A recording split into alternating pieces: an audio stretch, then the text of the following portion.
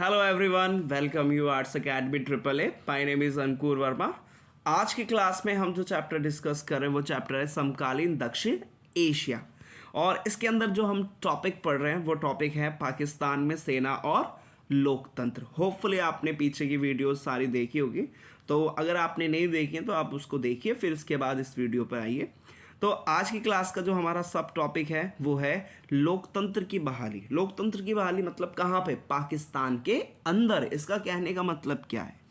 इसका कहने का मतलब ये है कि पाकिस्तान में पहले जो वहाँ पे लोकतांत्रिक तरीके से या निर्वाचित तरीके से जो वहाँ पे सरकार बनी थी, वो सरकार क्या हो गई? वो सरकार मेन टूट गई थी। उसके बाद एक नया जो सैनिक जो शासक था वो निकल के आया, जिसका नाम क्या था? जनरल जियाउल हक।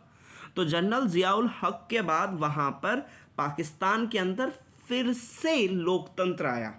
तो जब उसको फिर से लोकतंत्र आया तो इसलिए इसको क्या कहा गया? लोकतंत्र की बहाली, मतलब कि लोकतंत्र फिर से आना। तो आज की क्लास में हम यही डिस्कस करेंगे कि पाकिस्तान के अंदर लोकतंत्र फिर से कैसे आया। तो इसके स्टार्ट करने से पहले मेन आपको इतना पता होना चाहिए कि लोकतंत्र किसे कहते हैं। तो लोकतंत्र आपको पता ही है, लोकतंत्र उसे कहा जाता है जहां लोगों का शासन होता है, या वहां पे जो शासक होते हैं वो लोगों के द्वारा चुने जाते हैं। उसको हम क्या कहते हैं? लोकतंत्र कहते हैं।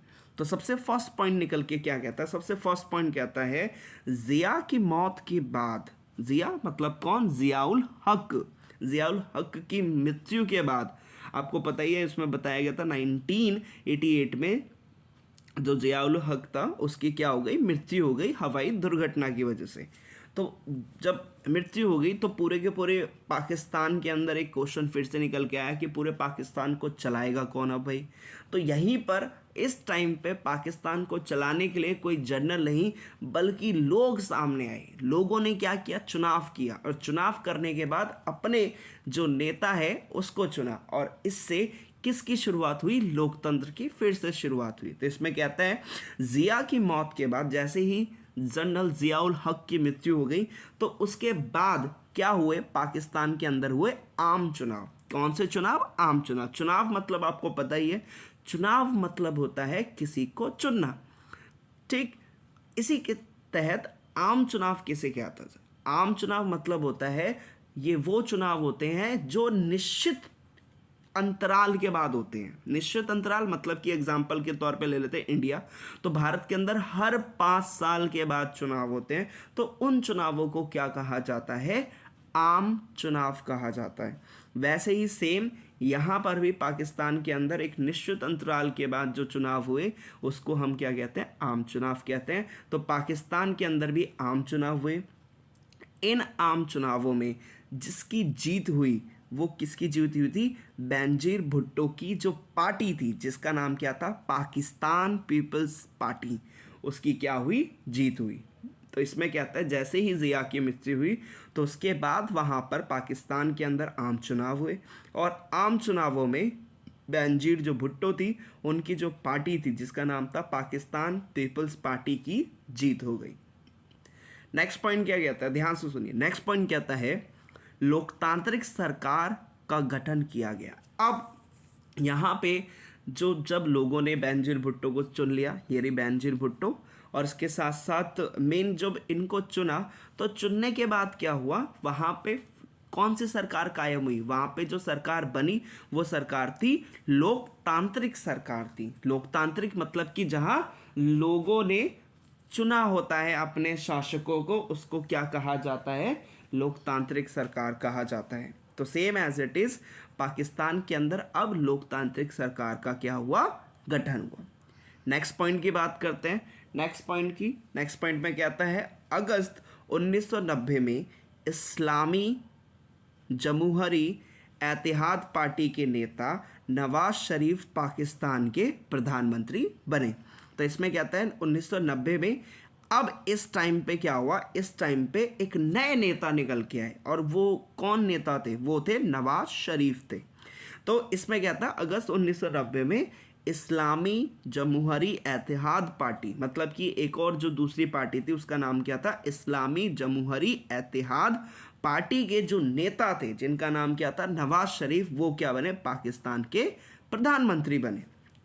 उससे पहले कौन थी, बेनजीर भुट्टो थी।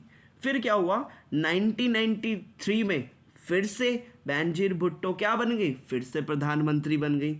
फिर क्या हुआ, 1993 में जब बेनजीर भुट्टो फिर से क्या बन गई, प्रधानमंत्री बनी, तो उसके बाद 1996 की बात करें तो उस टाइम पे जो वहाँ की राष्ट्रीय असेंबली थी उसको क्या कर दिया गया, भंग कर दिया गया। राष्ट्रीय असेंबली कब भंग हुई, 1996 में। तो इसमें यही कहता है। इसके बाद आगे बढ़ते हैं तो 1997 में क्या हुआ, फिर से नवाज शरीफ क्या बन गए, प्रधानमंत्री बन गए।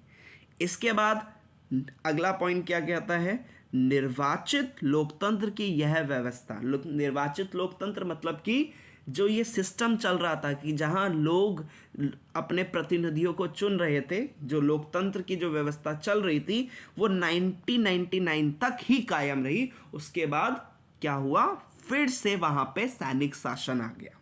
तो इसमें यही कहता है कि 1999 तक यहाँ पर लोकतांत्रिक व्यवस्था कायम रही और उसके बाद वहाँ पे फिर से सैनिक शासन आ गया।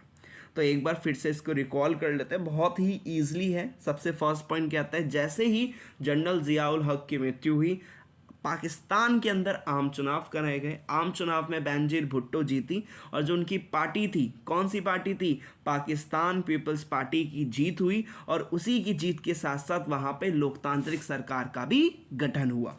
इसके बाद कहता है अगस्त 1990 में इस्लामी जमहूरी इत्तेहाद पार्टी के जो नेता थे, कौन थे, नवाज शरीफ, वो क्या बन गए, प्रधानमंत्री बन गए। फिर अक्टूबर 1993 में फिर से कौन आए, बेनजीर भुट्टो प्रधानमंत्री बन गई। फिर उसके बाद 1996 की बात करें तो 1996 में जो राष्ट्रीय असेंबली थी पाकिस्तान की उसको क्या होगी, भंग हो गई। फिर उसके बाद 1997 में नवाज शरीफ फिर से क्या बन गए, प्रधानमंत्री बन गए।